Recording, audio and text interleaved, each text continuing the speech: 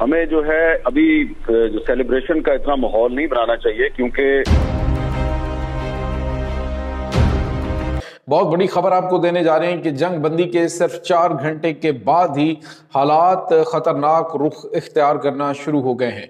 Iran के अंदर ये हमला हुआ है उनकी ऑयल रिफाइनरी पे, लवान आइलैंड पे।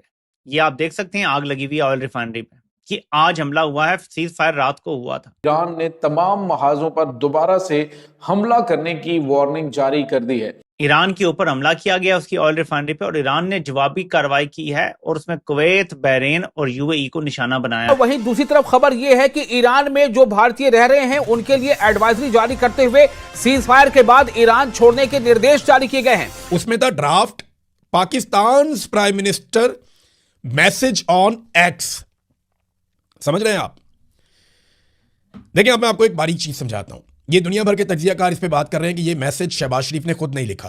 पाकिस्तान के कठपुतली वजीर आजम शहबाज शरीफ की एक ट्वीट सामने आई, एक पोस्ट सामने आई। ड्राफ्ट पाकिस्तान में नहीं, कहीं और ड्राफ्ट किया गया था। तो सीज फायर में सबसे बड़ा खदशा और खतरा यह है कि ये धोखा है, जो हम हमेशा खदशे का इजहार करें, और ईरान भी कर रहा है इसका ज़ाहिर खदशे का इजहार। is that Israel is not very happy with it, and उसका सिंपल रीजन है intention the both sides are different. Israel क्या लेबनान में जंग बंदी करेगा, जो ट्रंप के कहने पर नेतन्याहू इनकार कर रहे हैं? इसराइल ने लेबनान में सीज फायर से इनकार कर दिया। नमस्ते दोस्तों, जय हिंद। हिंदुस्तान स्पेशल में आपका स्वागत है दोस्तों। फर्जी सीज फायर के कुछ घंटे बाद ही ताबड़तोड़ हमले जारी हैं। सीज फायर की घोषणा के कुछ घंटों बाद ही ईरान के लावन आइलैंड में पहला बड़ा हमला हुआ। यह हमला लावन आइलैंड पर एक ऑयल रिफाइनरी में बुधवार की सुबह हुआ। न्यूज एजेंसी एपी ने ईरानी मीडिया के सरकारी टेलीविजन का हवाला देते हुए बताया कि यह हमला सीज फायर की घोषणा के कुछ घंटों बाद हुआ। इस हमले के बाद तेहरान ने भी कुवैत और यूएई पर हमला किया। इधर तेल रिफाइनरी पर हुए हमले के बाद इसे ईरान के अधिकारियों ने दुश्मन का हमला करार दिया है। ईरान ने बोला अब अमेरिका संघर्ष विराम तोड़ रहा है। जानकारी के मुताबिक यह हमला सुबह 10 बजे हुआ। सरकारी टेलीविजन ने बताया कि फायर फाइटर मौके पर आग बुझाने के लिए तैनात था। इधर खाड़ी देशों के अपने इलाकों में भी मिसाइल और ड्रोन हमलों की खबर है। यूएई ने अपने बयान में कहा कि देश के अलग अलग हिस्सों में धमाकों की आवाज सुनाई दे रही है। वह हवाई सुरक्षा सिस्टम द्वारा बैलिस्टिक मिसाइलों और ड्रोन को रोकने की वजह से थी। बहुत बड़ी खबर आपको देने जा रहे हैं कि जंग बंदी के सिर्फ 4 घंटे के बाद ही हालात खतरनाक रुख इख्तियार करना शुरू हो गए हैं। जंग किसी लम्हे भी दोबारा शुरू हो सकती है। ईरान ने तमाम महाजों पर दोबारा से हमला करने की वार्निंग जारी कर दी है।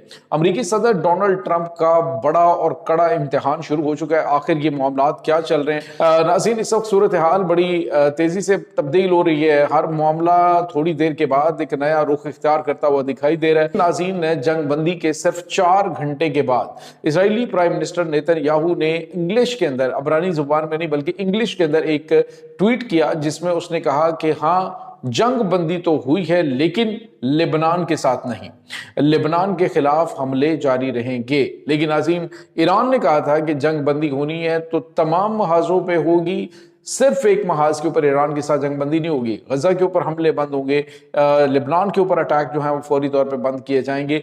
लेकिन नाज़रीन, अब जो सूरत हाल है वो ये है कि अमेरिकी सदर डोनाल्ड ट्रंप को इंग्लिश में ये मैसेज दिया गया कि हमले जो है वो हम ईरान के ऊपर तो रोक रहे हैं लेकिन हम लेबनान के ऊपर जारी रखेंगे। जिसके बाद नाज़रीन, ईरान की जानिब से एक सख्त तरीन वार्निंग जारी की गई है। ईरान ने कहा कि हमारे पास हथियार भी तैयार हैं और हम बिल्कुल भी रिलैक्स नहीं हुए हैं। अगर लेबनान के ऊपर हमला हुआ तो दोबारा से जंग तमाम महाजों पे हम शुरू कर देंगे। नाज़रीन, ईरान की जानिब से ये सख्त तरीन वार्निंग के बाद अमेरिकी सदर डोनाल्ड ट्रंप का बड़ा और कड़ा इम्तिहान शुरू हो चुका है। अभी आर्जी जंग बंदी पर अमेरिकी सदर डोनाल्ड ट्रंप ने खुद रजामंदी जाहिर की और अब जो है वो दूसरी तरफ मामलात काफ़ी ज़्यादा इनके और ख़राब हो रहे हैं। आप अंदाज़ा लगाइए नाज़रीन, आज जो इसराइली पार्लियामेंट है वहाँ पर जो इनके अपोजिशन लीडर है ये यार लेपर्ड उसका नाम है। और अपोजिशन लीडर जो है उसने कहा कि ये कैसा दौर आ गया है कि जंग बंदी हो रही है हमारे मामले पे और हम ही मामलात के अंदर मौजूद नहीं है।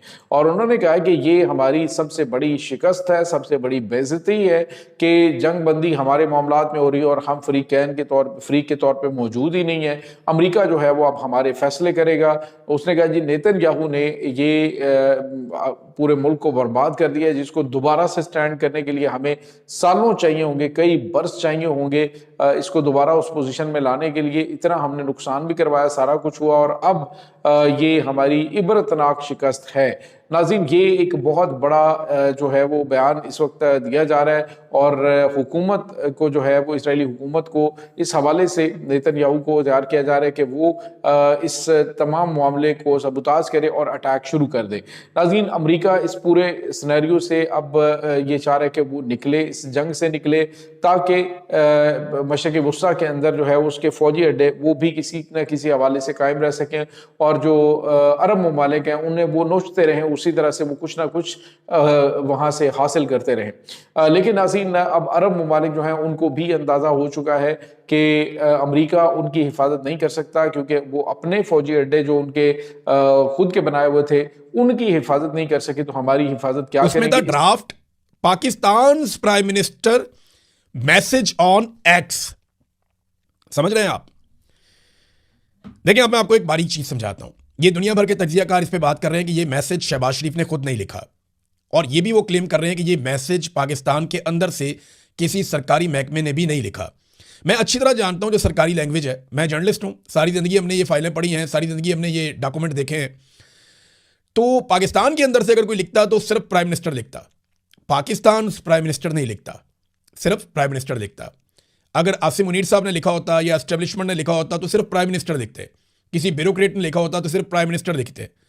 लेकिन ये किसी और मुल्क ने क्योंकि लिखा है, और जुबान भी वही है जिस किस्म की जुबान डोनाल्ड ट्रंप इस्तेमाल करते हैं या अमेरिकन इस्तेमाल करते हैं, तो ये मैसेज लिखा हुआ पहले पाकिस्तान की मिलिट्री एस्टेब्लिशमेंट के पास आया, और शहबाज शरीफ साहब ने एक्साइटमेंट में और उजलत में इतनी खुशी थी कि अमेरिका से मैसेज आ गया है कि इन्होंने फौरी तौर पे उसको ट्वीट कर दिया, ये सोचे बगैर कि इसकी पहली लाइन को मिटाना था। यानी पहली लाइन में ये लिखा हुआ था कि ये पैगाम शहबाज शरीफ साहब अपने ट्विटर से पोस्ट करेंगे, ये लिखा हुआ था।